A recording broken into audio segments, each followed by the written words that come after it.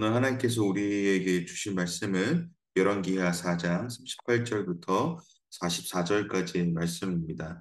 여러분 각자 계신 곳에서 우리 한 목소리로 하나님 말씀 읽도록 하겠습니다.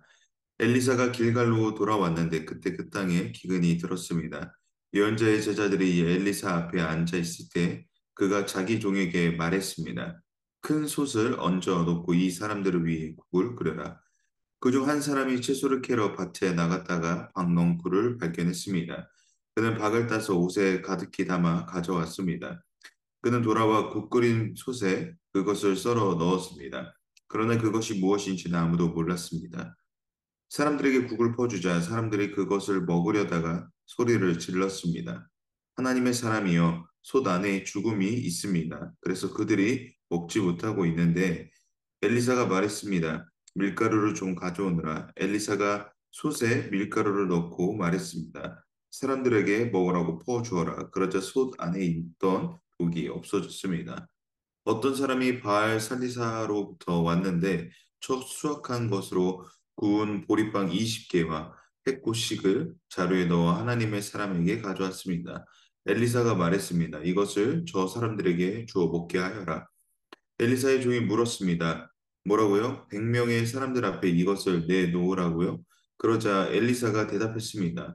이것을 사람들에게 주어 먹게 하려라. 여호와께서 말씀하신다. 그들이 먹고도 남을 것이다.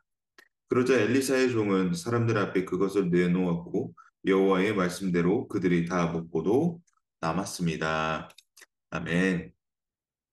계속해서 열왕기하 4장 후반절을 우리가 함께 묵상하고 있습니다. 어제 본문인 수넴 여인 에피소드에 이어 오늘 본문은 총 두 가지 에피소드가 나오게 됩니다. 그 시작에 있어 엘리사는 수넴 여인이 찾아왔던 이 갈멜산으로 돌아가지 않고 길갈로 향하고 있음을 우리가 38절을 통해서 확인하게 됩니다.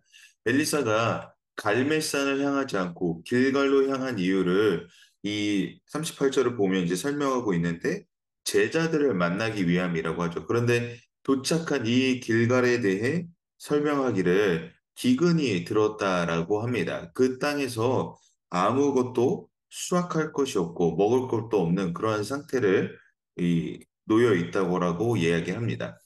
이스라엘 배경을 보면 이 길갈은 사실 굉장히 큰 의미가 있는 지역이죠. 출애굽한 이스라엘 백성들이 광야 생활을 끝내고 요단을 건너 처음으로 밟은 땅이 바로 길갈이었습니다.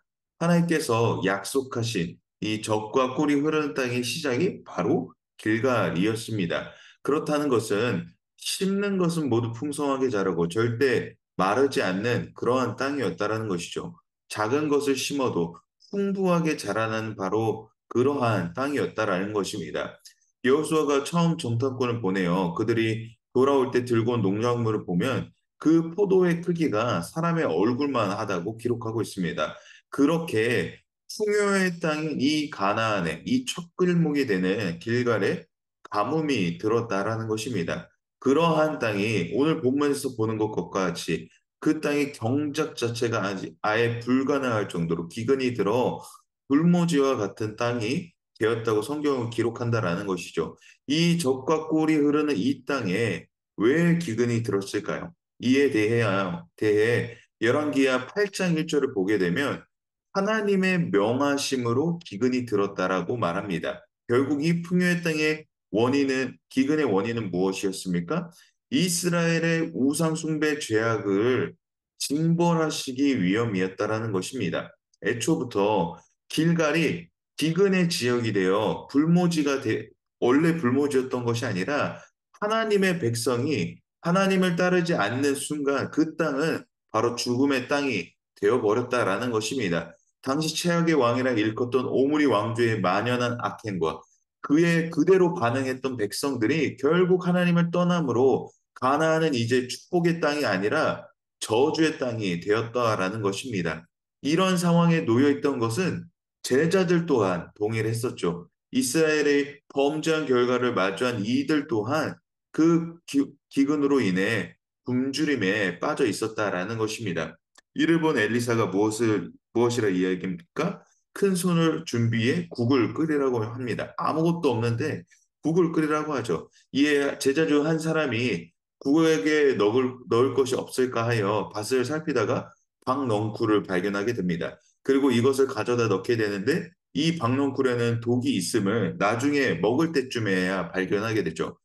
보이는 것은 그저 닥치는 대로 가져다가 넣을 정도로 그들은 이미 극심한 굶주림에 빠져 있는 상태를 보여주고 있습니다. 나중에 이 국을 먹으려다가 독이 있음을 발견하고 엘리사가 이제 밀가루를 넣음으로 중화되어 먹을 수 있게 됩니다. 결국 이 첫 번째 에피소드에서 말하고자 하는 것은 밀가루를 넣어서 독이 중화되었다. 사고가 발생하기 전에 알아서 다행이다. 라는 것을 말하고자 하는 것이 아니죠. 분명 하나님께서 약속하시고 또 적과 꿀이 흐르는 그 땅으로 이스라엘 백성들을 보내셨고 이 땅에서 솟아나는 모든 것들이 결국 하나님의 은혜로 말미암아 누리게 되었음을 이들이 알지 못하고 그들의 탐심과 말씀대로 살아가지 않고 눈에 보이는 것을 쫓아감으로 그 결과 이 땅은 아무것도 솟아나지 못하는 불모지가 되었다라는 것입니다. 결국 이 땅의 풍성함은 하나님의 백성으로 누렸을 때, 백성으로 섰을 때 누렸던 은혜였다라는 것이죠. 그러나 그들 스스로 이 자리를 저버림을 통해 다시 애굽에 머물렀던, 그때 이집트 노예가 되었던 그때와 같이 우상신들을 주인이라 섬기고 자신의 탐욕과 이익을 누리기를 주저하지 않는 이들이 다시 하나님을 떠난 백성과 같이 되어버렸다라는 것입니다. 그렇습니다. 독이 든 음식에 밀가루를 넣음으로 잠시 잠깐의 안위함을 누릴 수는 있습니다. 그러나 여전히 그 굶주림은 계속되어질 것입니다. 그러나 하나님 말씀에 머무르는 백성들은 영원히 굶주리지도 목마르지도 않게 됩니다. 눈에 보이는 것은 당장 한순간의 달콤함을 전달하지만 잠시 잠깐의 기쁨을 누리게 하지만 결국 영원하지 않다라는 것을 말하고 있는 것이죠. 그러나 말씀 대신 우리의 주님의 말씀을 따르는 인생은 영원히 마르지 않는 생수의 강을 누리게 됨을 볼 수가 있습니다. 계속해서 이어지는 두 번째 에피소드에서는 어떤 사람이 구운 보리빵 20개와 핵곡식을 가져옵니다. 그리고 이것을 굶주린 사람들에게 엘리사는 주라 합니다. 엘리사의 이 말에 게하시는 43절에 보게 되면 이렇게 말합니다. 그 시작에서부터 뭐라고요? 라고 말합니다. 다시 말해 전혀 그 말이 납득이 안 된다라는 것을 말하고 있는 것이죠. 지금까지 엘리사의 그 자신의 스승에 대해 의심을 가진 적이 분명히 있기도 했을 것입니다. 계속 물어보죠.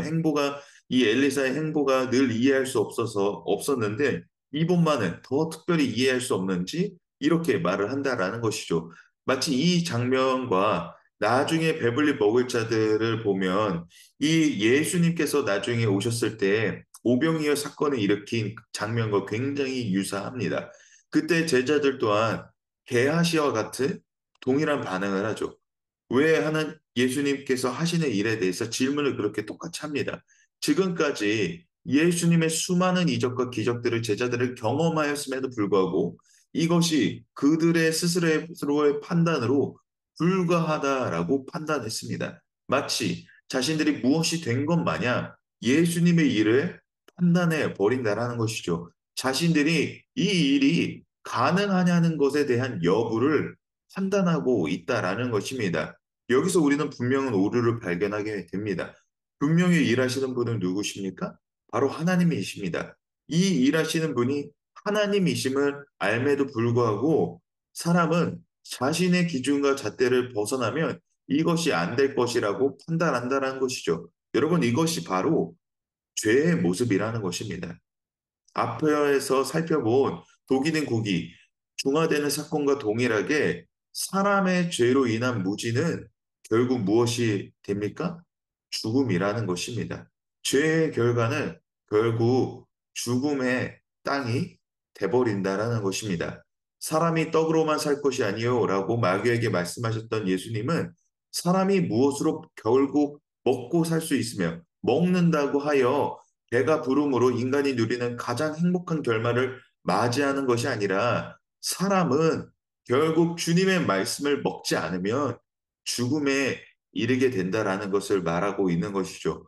말씀을 먹는다는 것은 하나님의 백성이 말씀대로 살아간다는 것은 이 인간 세상에 잠시 잠깐 행복을 누리는 만족이 아니라 영원한 만족을 누리는 자리가 되어야 한다라고 말하고 있는 것입니다.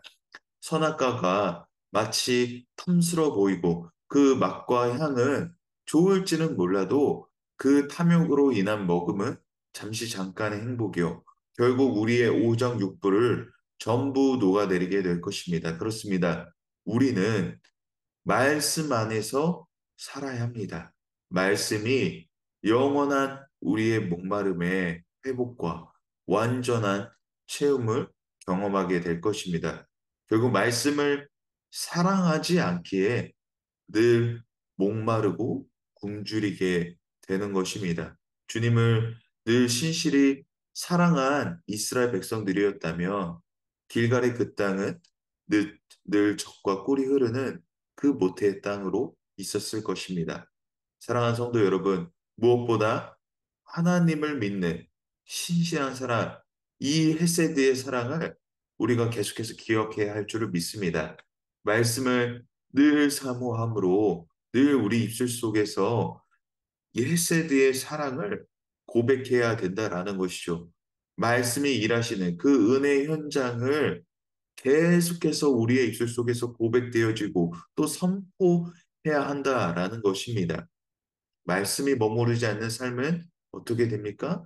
쉽게 탐욕으로 우리의 이해로, 우리의 마음대로 반응하게 될 것입니다. 그러나 헬세드의 사랑으로 우리가 그 자리에서 계속해서 말씀을 주님의 그 사랑을 계속해서 신실하게 고백을 한다면 그 말씀이 임하시는 놀라우신 은혜를 우리가 경험하고 목도하게 될 줄을 믿습니다. 그러므로 영원한 사랑의 말씀인 헬세드의 사랑을 늘 충만하게 원하시고 바라시기를 바랍니다. 말씀이 곧 우리의 삶의 목적이 됐을 때 주님이 분명히 우리 안에 일하시는 것을 우리는 경험하게 될 것입니다. 여러분, 햇세의 사랑을 잊지 않는 오늘 하루가 되기를 주님의 이름으로 축복합니다.